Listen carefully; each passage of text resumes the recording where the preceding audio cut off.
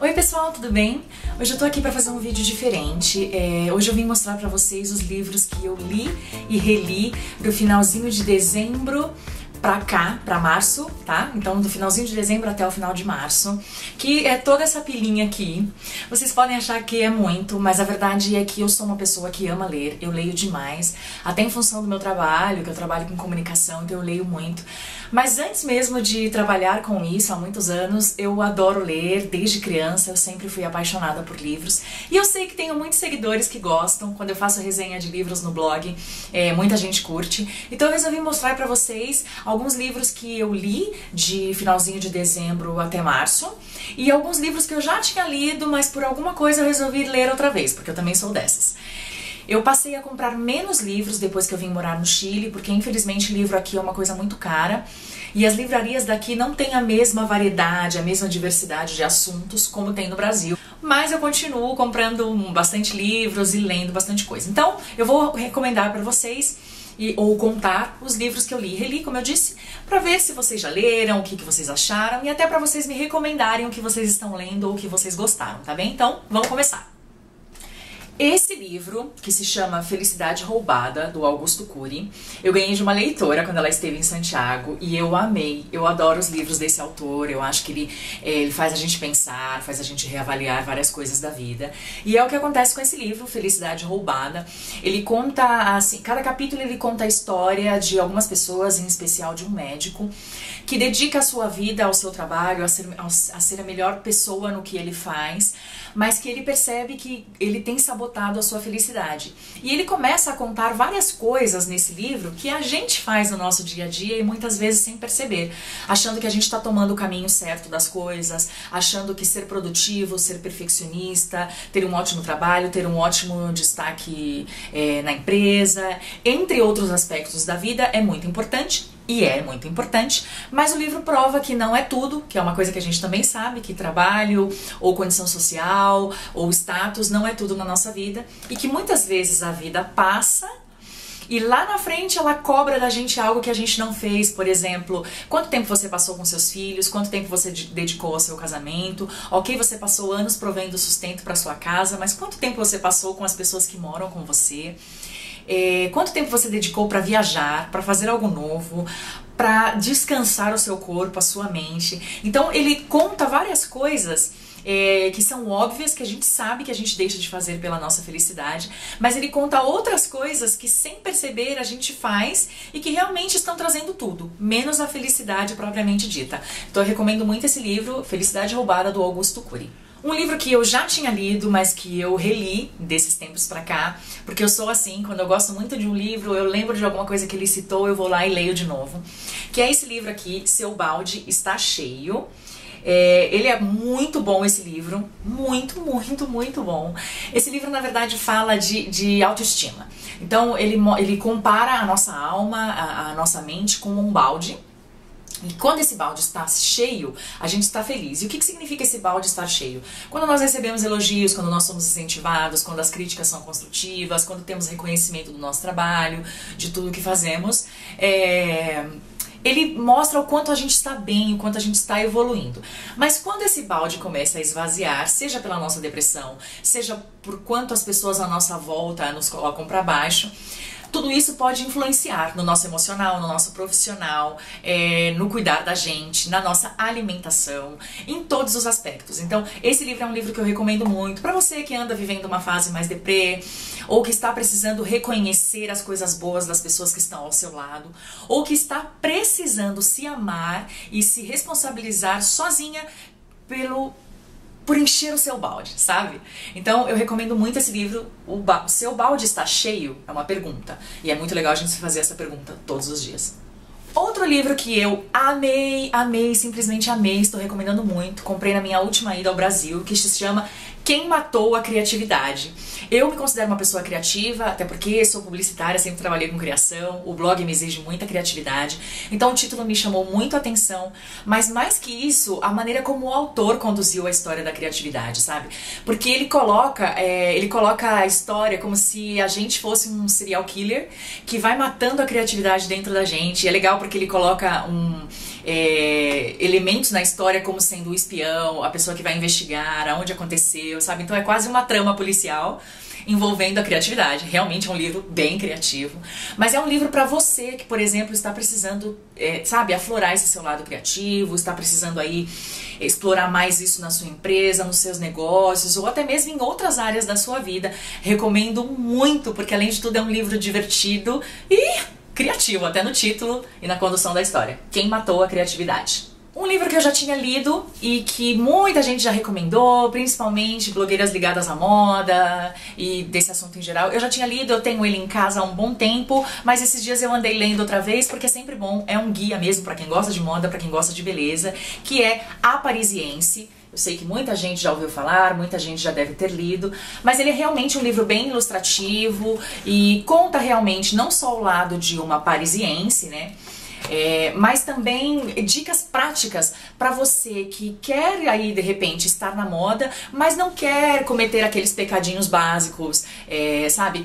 E não quer necessariamente ser um ícone fashion, mas quer se sentir bem com as peças que tem, com o seu estilo e se aceitar. Então é um livro muito bom, onde você, claro, não vai ser aí uma especialista em moda, mas é um guia básico assim e bem ilustrativo, com um texto leve, para você realmente se dar bem nisso, valorizar as peças que você tem, usar com maior frequência e dar aí uma valorizada nos seus looks. A Parisiense.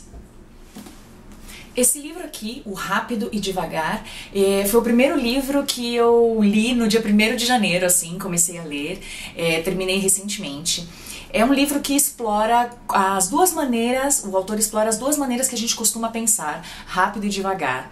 É um livro para realmente forçar o seu cérebro a não tomar decisões imediatas, a não colocar tudo no piloto automático e a explorar mesmo a sua capacidade de raciocinar, de pensar melhor em tudo.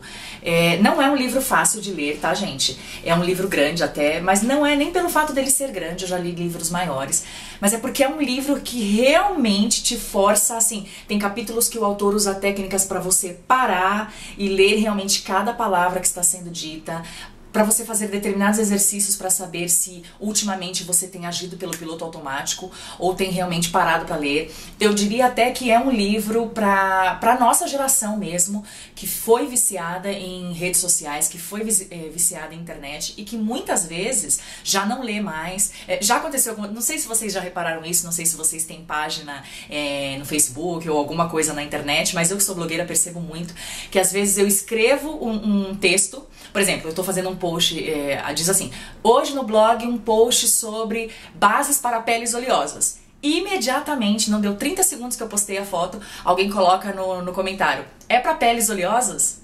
Então, ou então, é para qual tipo de pele? Então, a nossa geração já é tudo muito rápido e não lê, que é a resposta antes de ler, e quando lê não presta atenção. Então é um livro que força muito esse lado, gente, é extremamente bom, e é pra gente descobrir mesmo quão pouco a gente usa da nossa capacidade de pensar, tá? Então é um livro que eu recomendo muito. Esse livro aqui está em espanhol, foi um dos primeiros livros que eu li quando eu cheguei no Chile, até para praticar, que se chama Mi Outra Vida, é um romance. Tá, um livro bem legal. Às vezes as pessoas me perguntam que livros comprar aqui, porque já falam um pouquinho de espanhol ou porque querem aprender. Eu recomendo esse livro Mi Outra Vida porque ele conta a história de uma mulher bem-sucedida, casada com um bancário, tem uma filha de 7 anos, ela tem o guarda-roupa que ela quer, tem a vida que ela quer, a profissão que ela quer, super assim, sabe, estabelecida na vida.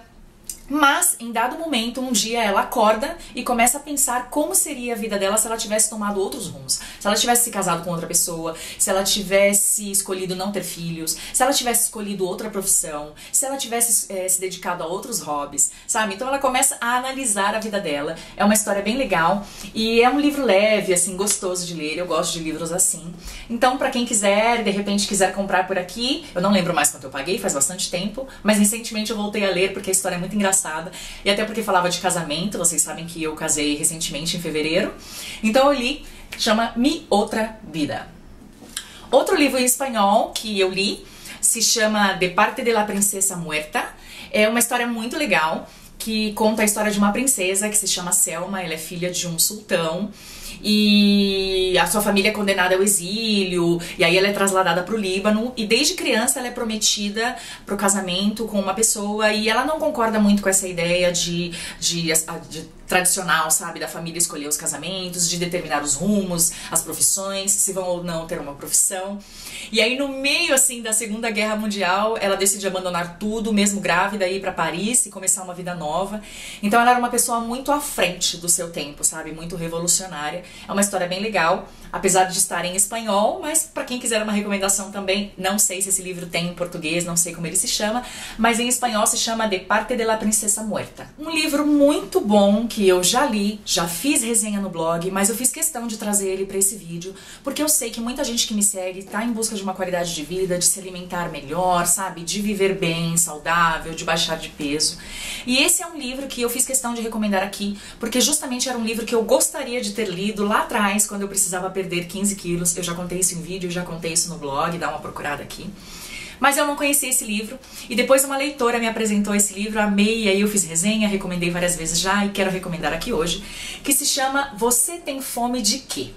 É do conhecido médico Deepak Chopra. É um livro onde ele fala, por exemplo, de diversas coisas, inclusive que muitas vezes o nosso apetite não está ligado necessariamente à fome de alimento, mas fome de alguma coisa que está faltando na nossa vida. E daí vem a ansiedade, vem a vontade desenfreada de comer a qualquer momento, e aí a gente escolhe mal os alimentos.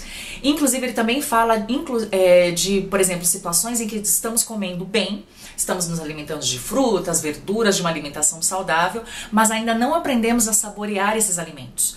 E também fala por que nós escolhemos, em determinados horários do dia, comer certo tipo de alimento e por que não outro. Por que o nosso corpo toma esse tipo de decisão? Então é muito legal para você conhecer melhor o seu corpo, para você entender o que tem gerado ansiedade dentro de você, por que você come certo tipo de besteira com maior frequência e traz ainda receitas saudáveis, práticas de fazer, mas gostosas.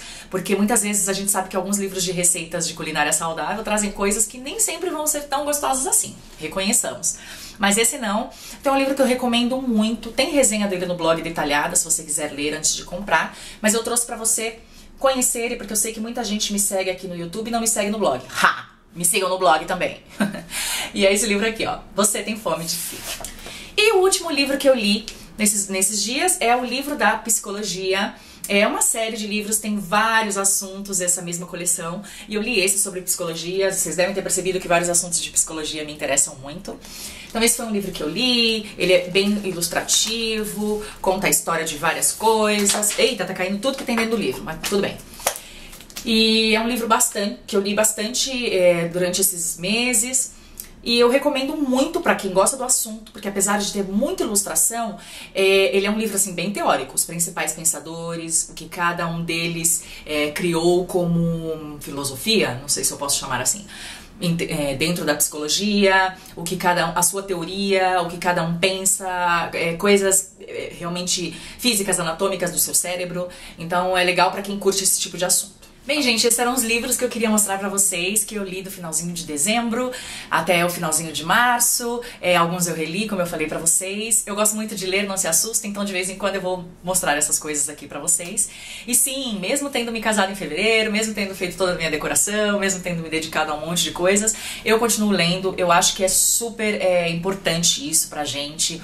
Infelizmente as pessoas não leem mais. Uma das coisas que as blogueiras mais comentam é que tem sido difícil, inclusive, continuar mantendo blogs, porque as pessoas já não leem mais, elas preferem vídeos, elas preferem Instagram, elas preferem outras coisas, mas elas já não leem.